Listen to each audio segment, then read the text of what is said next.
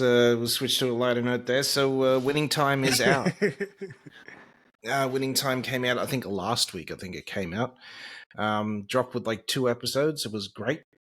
What's this way? So the first episode deals with like the aftermath of them winning that chip, right? So they won the chip. They didn't win it against Boston. Boston is the greatest team on the planet. They've won that. Won those rings more times than anybody else on the planet, right? So this episode, the first episode, opens with them winning the first game of the final series in Boston, in their home court, and then just having to get rushed out the building because then Boston fans went crazy and Oh they shit, they beat him on Boston soil. beat them on Boston soil. Oof. Yeah. So all you see is them just running through the halls and whatnot to try and get to the bus. And then what's his face has this mad speech on the bus. What's his name? Adrian Brody. But then the fans break through the halls, and then they start attacking the bus, and then they have to get out there, right? And then it flashes back to the start of the season, and basically it's Magic sort of dealing with like him having a child now by some chick, and him having the lawyers sorted out and all that sort of stuff. It also deals with them sort of like they're a younger team now. Kareem's older; he can't play like he used to. And what are they going to do about Kareem? Because Kareem Abdul-Jabbar is still playing, right? He's nearly 40. He's still playing. It's crazy, especially back then. It's not LeBron like now, where you can just steroid up. But what's his face? And the struggles that they're going through there, right? And then it's the first game, and Magic comes out, and he's thinking about all the cool stuff he's going to do and how they're going to win and everything.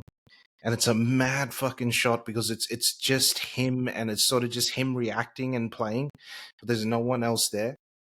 He's in the stand. He's in the what's his face, the stadium, and it's just him. Spotlight on him.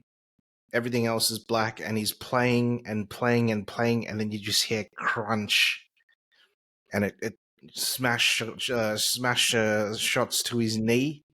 He basically breaks his fucking knee at the start of the season. Mm. And he's like out now for the next 12 weeks. And if it is 12 weeks, it's going to be playoff time. And that's if they win the playoffs and everything. It's fucking crazy, man. That's wild. I forgot about that. Because I remember Magic coming back with the scar. And what's his face? Because you still see the scar on Magic's leg now. What's his face? Where they cut him open and fixed his knee. And then the next episode is him, like, it was mad because it wasn't centered on the Lakers at all. It was all Larry Bird, which is fucking mad. So you see Larry come home to his dad. His dad is like out in the country somewhere at his job. And, he's happy and everything. He sees his son's back from college. And then Bird tells him, I dropped out of college. I couldn't do this. I don't want to leave here. You know what I mean? And his dad's like, well, take a look around because this is your fucking life now.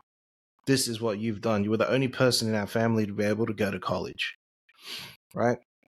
Cuts to a scene of him playing ball, like during his lunch break and whatnot. And the cops rock up and he's like, what's going on? Is it my father? And he's like, and they're like, yeah. He's like, well, just just let him go. Tell my mother I'll give her the money. She needs it and all that sort of stuff. I'm good for it. He was like, no, you need to come with us. Goes to a scene of him going into that shack that his father was basically renting and working out of. He'd blown his brains out with a fucking shotgun.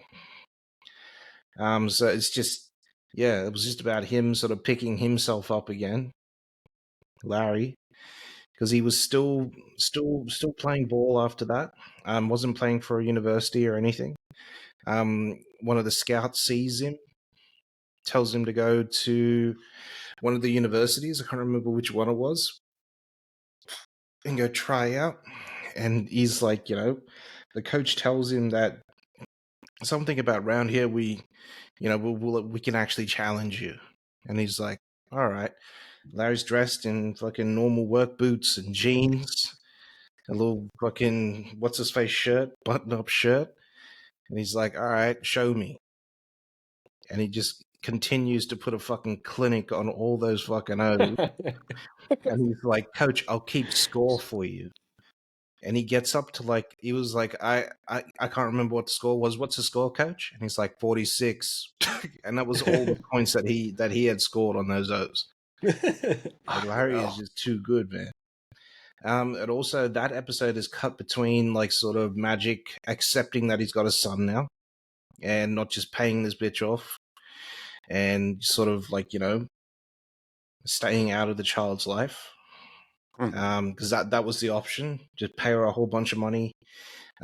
She'll have a gag order. You won't be able to be in the son's life. You don't have to be in the son's life. And then him and his mother and his father getting involved and saying like, your blood will be out here on these streets, and we wouldn't even know what he looks like. Like you need to do the right thing. So him accepting that, having his baby, going to see his son and spending time with his son and all that sort of stuff. And then also the third episode deals with Adrian Brody's character. Damn it. He's like the maddest coach on the planet. It's probably the second best coach on the planet. I don't know what his name is. What's his face? Him not being trusted by the head coach, Paul, and him being sort of cut out of the team and everything because he secretly worked with Magic to get his knee ready and everything. But it wasn't really secret because Magic's knee was fucked and he needed the help. He was scared. Yeah. And what's his face? All the shit that comes with that. What else was there? And then what's his name? Pat Riley. Pat Riley. The man.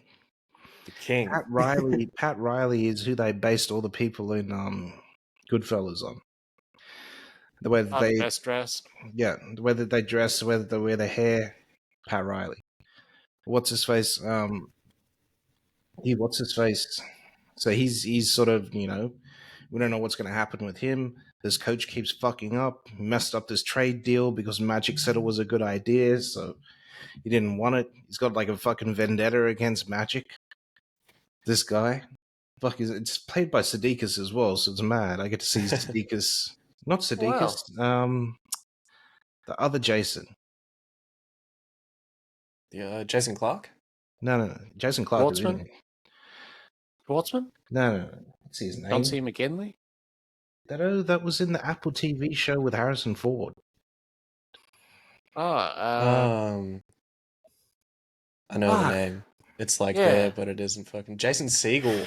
Jason Segel. Yeah. It's played by him. So I get to see him like twice a year now, which is mad. Nice. What's his face? Fuck, it's mad though. And then John C. McGinley is like John C. Riley is like, setting up his family. You see all the family drama and everything. Like what's her face? Jeannie is really interested in like, taking over, obviously, from the business. She's the only person who can. She's been with him from the start. And him setting up things to sort of test his children, like his two boys, to see if they're ready to take over as well. And it's just not panning out. Like Jeannie, obvious front runner. She's an absolute fucking beast. She understands the business. She's the best person for it. But yeah, otherwise, 3 really good episodes. I really like this series. I gotta catch up on that shit, man. Yeah. On binge. I had to search for it. I was like, where was it again? And then I remember I just did a search and I saw the binge thing and I was like, binge. That's where I'll go. But yeah, I'm enjoying it. The O actually looks like Magic. The O actually looks like Kareem. That's good. Yeah. Some of these shows, they just fucked that look up completely. It was like, nah, you have the essence of the character. The guy that plays Kareem, because it's older Kareem, he actually has the bald spot. Oh, shit. Oh, wow.